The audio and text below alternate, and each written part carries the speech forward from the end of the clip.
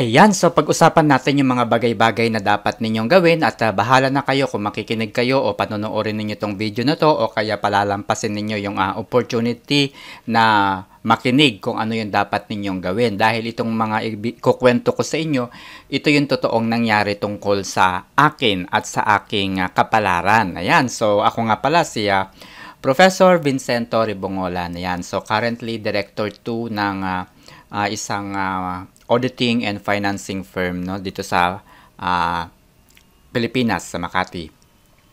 Ayan, so marami-rami na rin pala akong napundar sa loob ng 18 years ng aking pagtatrabaho, no? Yan, so graduate po ako ng Statistics, Masters in Applied Statistics at syempre Bachelor of Law sa Polytechnic University of the Philippines. So, hindi ko natapos yung law ko.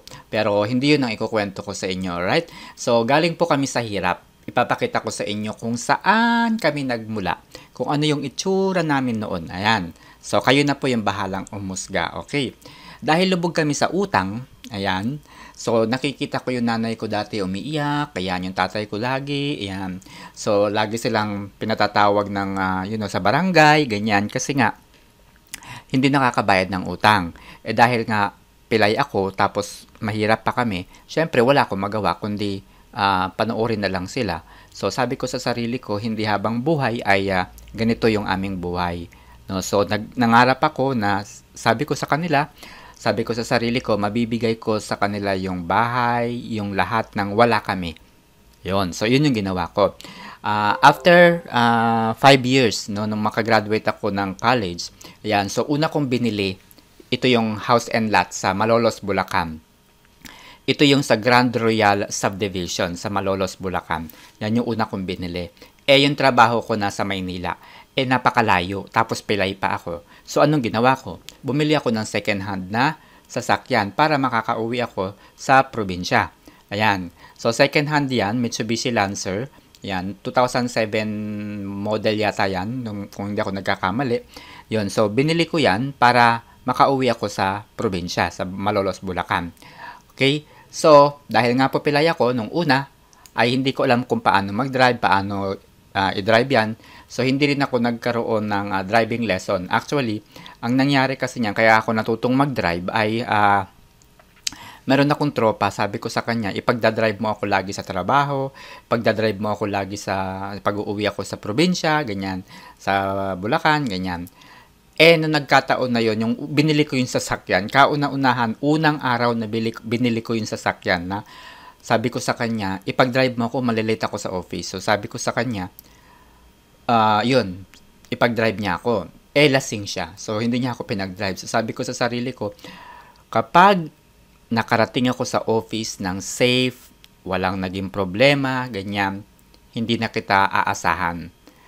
Okay? Kaya kong mag-drive. Basta makapasok lang ako sa opisina gamit yung sasakyan. So, yun na nga yung ginawa ko. So, walang practice yun, mga katropa. No, walang practice yun. Wala rin akong driving lessons that time. So, nung nakarating ako sa opisina, ayun, biglang confident ako na, kaya ko palang mag-drive. Yan. So, second hand yung binili kong sasakyan. Okay? Dahil kako ganun second hand lang, ang pangit-pangit. Sabi kong ganun ng sasakyan. So, dahil sabi ko ang pangit-pangit ng sasakyan, yung mga kaopisina ko, ang ganda-ganda ng kanilang mga sasakyan, ang laki-laki. So, ginawa ko, after a year, 2013, bumili ako ng Toyota Avanza. Ayan. So, may gasgas na yan, guys. Kasi kinuha ko yan, pinicturean ko to, 2018, 2020 ko na yata, yan, ganyan. So, matagal na itong sasakyan na to. So, brand new po yan na binili ko na. So, ayan. Yung problema sa second hand na binili ko, ang problema kasi nun, guys, kapag hindi mo alam kung paano mag-handle ng sasakyan, hindi mo alam, may sakit na pala yung sasakyan.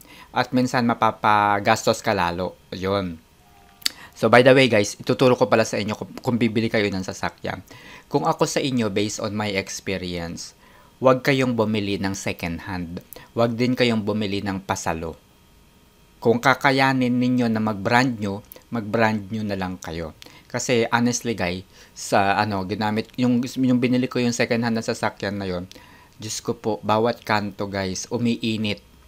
Bawat kanto umiinit at tumitirik.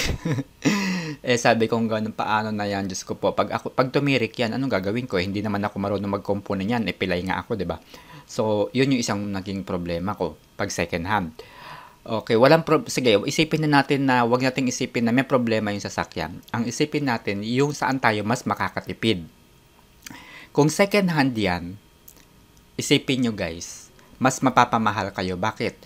Kasi gamit na yung sasakyan, tapos hihingan pa kayo ng malaking down payment, tapos babayaran ninyo sa financing. May patong yun, pareho. May patong na yung mismong owner, may patong pa yung financing, second hand pa yung sasakyan na nabili mo. Okay, yung pasalo naman. Ganun din yung mangyayari sa pasalo. Ibabayaran mo yung may-ari base doon sa halimbawa kung magkano niya nabili, magkano yung down payment niya doon sa sasakyan. And at the same time, siyempre pag pasalo yun, ikaw yung magbabayad monthly doon sa sasakyan. Lugi ka pa kasi kapag ibibigay sa'yo yung sasakyan, gamit na. Bukod sa gamit na, siyempre, hindi na ikaw yung nag-umpisa at hindi mo alam kung may problema o wala yung sasakyan. And at the same time, mas mapapamahal ka pa rin kasi nga, kahit itutuloy mo yung pagbabayad doon, binigay mo naman yung yung down payment doon sa mismong buyer. O, di ba? Mas mapapamahal ka kaysa brand new. Okay, kung bibili ka naman ng brand new, mas maganda na bumili ka mismo sa bangko kaysa sa mga dealer. Bakit? Kasi kapag sa bangko ka bibili ng sasakyan, 20% yon yung kailangan mong bayaran. Dahil 20% yung babayaran mo, fix yung magiging monthly noon. Dahil fix yung magiging monthly noon, mas mababa kasi bayad ka na sa bangko. Kasi anong nangyayari kasi, kapag sa dealer tayo bumili, ang gagawin ng dealer, i-connect ka niya sa bangko. O, di ba? Mas madodoble. Meron pa yung charges yung dealer. 'Di ba? So bumili ka ng sasakyan, sa mga bangko ka mag-apply. So yun na nga, yung pagparaan ng pagbili ng sasakyan. So ito yung first brand new sasakyan na binili ko, Toyota Avanza. 2013 ko siya nabili. Tapos sikat yung Grab saka Uber, 2015, mga ganyan. 2013, mga ganon. So dahil na matagal ako na pag-isip-isip, nag-isip ako ng matagal, sabi ko kung ganun, bibili kaya ako ng sasakyan para ipapasok ko sa Grab, ipapasok ko sa Uber. So yun na nga, bumili ako pero 2016 ko na nabili. Dahil 2016 ko na nabili, dalawa yung binili ko ng 2016. So nagkataon na umalis si Uber noong 2016. So ang problema niyan, kinita ko, ang problema niyan, wala na akong pambayad kasi nga, dalawa yung binili ko yan pagsabay na yan Tapos, nagsara si Uber. So, siyempre, kailangan kong kumita ng pera. Yon. Sumunod kong binili yan, yung dalawang sasakyan na yan, sabay kong binili yan, dalawang sasakyan na yan. Bumili naman ako ng kondo sa Manhattan Plaza Condominium sa Cubao, Quezon City. Yan. So, yan yun sa Cubao, Quezon City. Yun sa Araneta. Ayan kitang-kita nyo yung saklay ko. Ayan, yung damit ko na yan guys, matagal na yan. Professor pala ako sa PUP niyan. Okay? So, yan po yung pinakanghuling investment ko.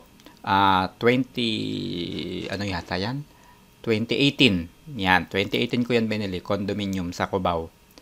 At syempre, sa mga biyaya na natatanggap mo, sa mga ganyang pagkakataon, sa mga gabay ni Lord, ayan, huwag mong kalilimutan na mamahagi ng tulong. Hindi naman laging puro pakabig yung gusto mong mangyari sa buhay mo. Dapat mamahagi ka rin ng tulong.